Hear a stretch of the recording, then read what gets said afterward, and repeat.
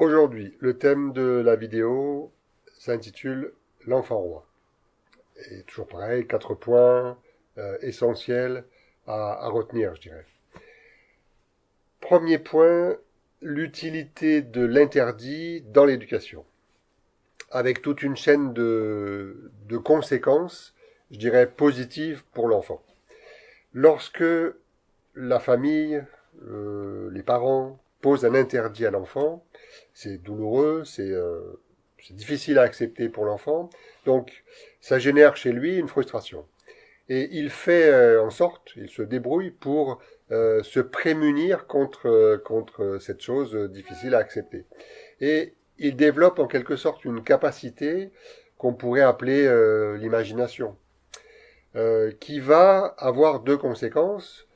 D'une part, éviter trop d'angoisse lorsque l'interdit se représente, et d'autre part, quelque chose de fondamental, pouvoir développer à terme, pas tout de suite, mais un petit peu plus tard, dans quelques années, ce qu'on appelle le désir. Le désir qui est fondamental dans la vie pour donner envie de passer à l'acte dans n'importe quel domaine.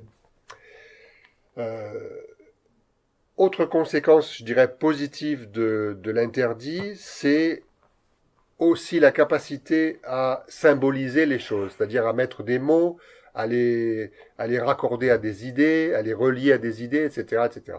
Et cette capacité à symboliser va en développer une autre, là aussi un peu plus tard, qu'on appelle la sublimation, c'est-à-dire la capacité pour l'adulte à traduire des pulsions qu'il pourrait difficilement mettre en œuvre par des comportements qui sont socialement acceptables.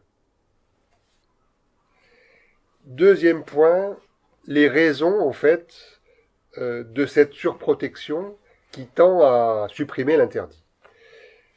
Deux sortes de raisons. Une partie qui concerne l'enfant, une autre qui concerne la mère. Concernant l'enfant, comme on l'a dit précédemment, cet interdit, il est douloureux. Donc, il est inconfortable. La frustration qu'il génère, c'est de même.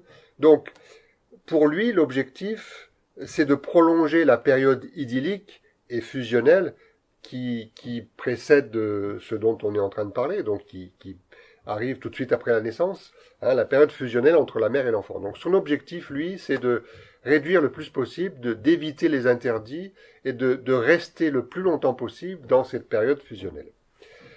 Côté maman ou côté parent, je dirais, c'est tout autre chose. Mais quelque part, ça se rejoint. Le parent qui élève son enfant revit à travers ces années-là les années de sa propre enfance à lui et tente d'éviter au maximum de reproduire et de faire subir à son enfant ce que lui a subi précédemment. Et comme ça, pour donc ces deux raisons différentes, parents et enfants, je dirais, auraient intérêt à supprimer les interdits sans cette prise de conscience qu'on est en train d'évoquer aujourd'hui. Troisième point, il concerne le comportement de l'adolescent. On sait tous que c'est une période compliquée, la société demande à l'adolescent, ou en tout cas va pas tarder à lui demander de se positionner en adulte responsable, et l'absence d'interdit dans les étapes précédentes de son éducation ont pour conséquence le fait qu'il n'est pas préparé du tout à ce qu'il attend. Donc en fait, il retarde le plus possible l'échéance, encore une fois, pour essayer de conserver le souvenir et la présence même de cette période précédente très fusionnelle, très idyllique, où tout lui était accessible, ce qui ne va pas être le cas quand il va passer à l'âge adulte. Quatrième point qu'on pourrait intituler les répercussions sociales. La suppression de ces interdits pendant l'éducation, dans notre culture, fabrique des individus adultes qui ne sont plus capables de sortir de leur position confortable d'enfant roi, dans laquelle finalement tout leur était donné et tout de suite. Donc ces individus ont l'impression d'une vraie injustice lorsqu'ils arrivent à l'âge adulte, puisqu'ils ne comprennent pas d'un seul coup ce revirement de situation, le passage d'une période très confortable à une période très, très compliquée pour eux. Et de plus, on a des individus qui ont tendance à être assistés en permanence par tout ce qui peut être autour d'eux et peut leur apporter ce qu'ils avaient et ce qu'ils peuvent prétendre avoir quand ils étaient enfants.